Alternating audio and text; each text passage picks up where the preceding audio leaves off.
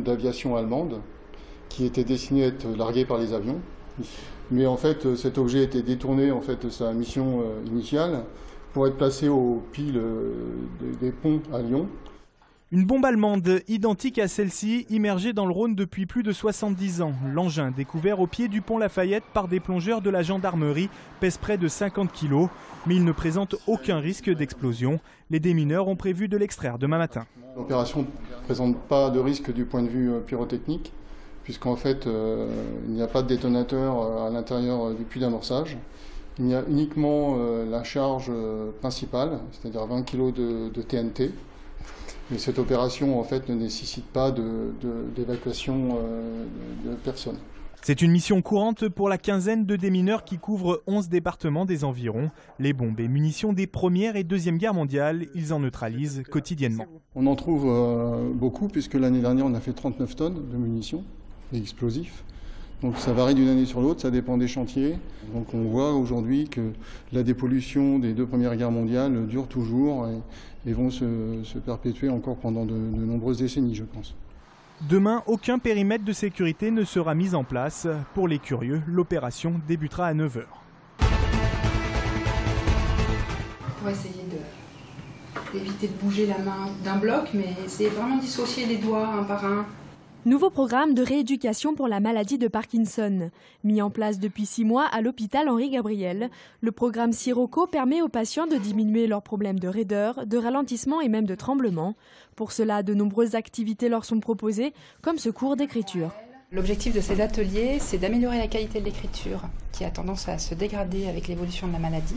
C'est ce qu'on appelle le micrographisme, c'est-à-dire une écriture qui a tendance à diminuer en taille, jusqu'à, dans les stades les plus avancés, parfois la perte de la capacité à écrire, ce qui peut vraiment être gênant dans certaines situations. Mais aussi kinésithérapie, marche nordique, tai chi ou encore ergothérapie. Tout cela dans un rythme intensif étendu sur 5 semaines. Une expérience très positive selon Didier. Au début, j'avais peur que ça fasse un peu long, 5 semaines. Et finalement, ça passait très vite et on va peut-être avoir du mal à se quitter. Réalisé sur 35 patients, le programme a déjà donné des résultats très prometteurs. On a effectivement déjà eu un retour des patients et de leur entourage qui nous permet de montrer qu'ils s'améliorent sur la marche, sur l'équilibre, sur leur voix. Par exemple, au téléphone, on leur dit qu'ils parlent plus fort, leur graphisme est meilleur. Donc c'est que des points positifs de ces premières semaines en fait. Ajoutez à cela une diminution des traitements chez un patient sur 3. Aujourd'hui, la maladie de Parkinson touche 15 000 personnes dans la région Rhône-Alpes. Les TCL vont desservir 8 nouvelles communes à partir du 31 août prochain. Il s'agit notamment de Genasse, Pusignan, Saint-Laurent-de-Mur ou encore Toussieux.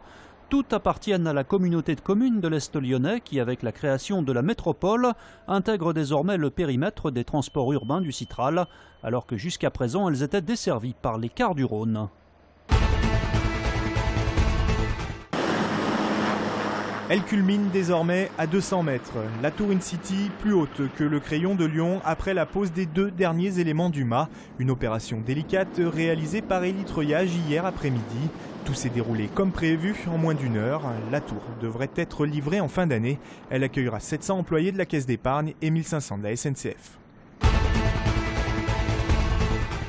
Le Loup a fait sa rentrée ce matin. Relégués en Pro D2, les rugbymen lyonnais affichent déjà la couleur. Leur ambition cette année, c'est la remontée en élite, avec un nouvel entraîneur, Pierre Mignoni, et une quinzaine de nouvelles recrues, dont le Fidjien Napoleoni Nalaga. Oui, on a les moyens de bien faire. Oui, je pense qu'on aura sur le papier, on a le moyen de gagner tous les matchs. Non, c'est pas encore fait. La tâche va être dure. C'est pour ça qu'on commence relativement tôt. On a 8 semaines de préparation d'ici le premier week-end de match le 21 août. Et il n'y aura pas une minute de trop parce que les objectifs sont ambitieux. Et puis la tâche est rude. Et on veut surtout pas avoir cette étiquette d'équipe qui prend le championnat de haut. On sait qu'il y a beaucoup de clubs.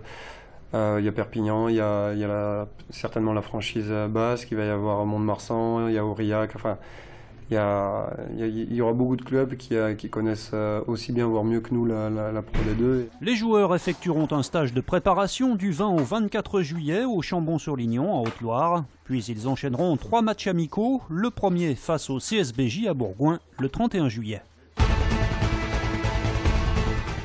L'eau est super bonne, il y a du soleil, nickel. Franchement, pas de combi et ça passe très bien.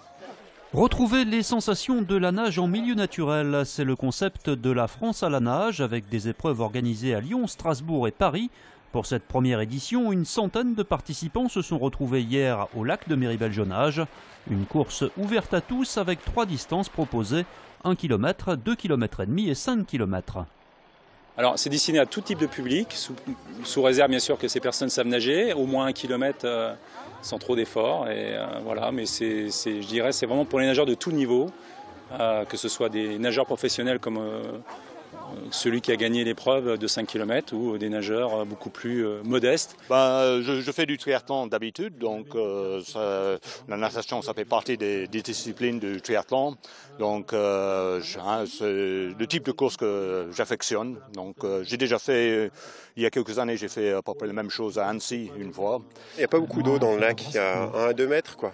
Donc on voyait le fond tout le long. C'est peut-être rassurant pour certains. Ça serait bien qu'il y ait plus d'événements comme celui-là. J'espère qu'ils reconduiront l'épreuve l'année prochaine.